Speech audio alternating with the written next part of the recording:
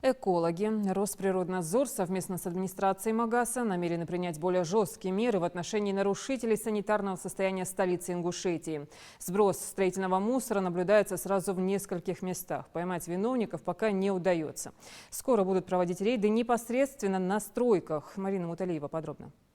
Магас не просто столица Ингушетии, но и самый быстро разрастающийся город нашей республики. Красивые многоэтажные здания, благоустроенные центральные улицы. Но за яркой обложкой скрывается весьма печальная картина. В черте города на пересечении улиц Нальгиева и Базоркина инспекция фиксирует первые нарушения. Вдоль федеральной дороги складирован мусор и стройматериалы.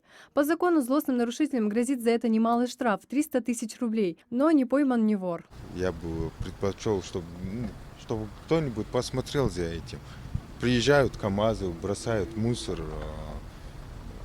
Просто даже проезжающие мимо иногда бывают, люди проезжают, выбрасывают мусор. Следующее нарушение на частной территории по улице 65-летия Октября. Правда, владельца участка сходу выявить и наказать не удалось. Может быть, потому что специалисты комэкологии проводят рейд без поддержки местных участковых, у которых в этот день нашлись другие дела. Словом, остановить мусорно-огненный беспредел оказалось просто некому. Хозяин этой мусоросвалки не установлен, и владелец. Мы подключили мэрию города, чтобы они установили, так как это их прямые обязанности, контролировать территорию города, чтобы они установили личность виновную в этом скоплении этих отходов.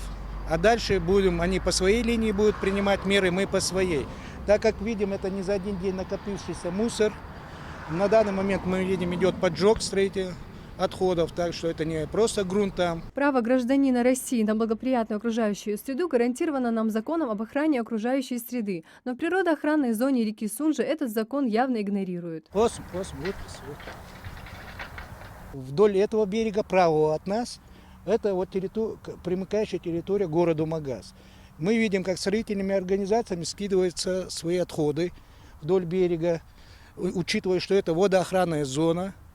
И расстояние не позволяет. Связались с мэрией города, уже неоднократно связывались, чтобы они нам установили личности вот этих строительных организаций, вот этих РБУ и прочих, которые вот загрязняют вот этот берег. Но так как мы не можем сами в рамках своих полномочий вынести штрафные санкции, мы по таким объектам отсылаем уполномоченные, поэтому и должны контролировать это управление Росприроднадзора по республике Ингушетия. Чтобы выяснить, куда выкидывают мусор строительной компании, сотрудники комэкологии предлагают проводить рейды прямо на стройках. Только так их удастся поймать, что называется, за руку, и власти города обещают прислушаться к советам экологов. Будут приниматься соответствующие меры в пределах полномочий администрации муниципального округа. А также материалы будут направлены после проверки в адрес комитета по экологии, чтобы они в пределах своих полномочий приняли соответствующие меры. К сожалению, на сегодняшний день сотрудники комэкологии сами не обладают карательными полномочиями и могут лишь фиксировать нарушения и поставить в известность о них местную администрацию, а также такие ведомства, как Росприроднадзор. Марина Муталиева, Хаваш Гойгов, Новости 24.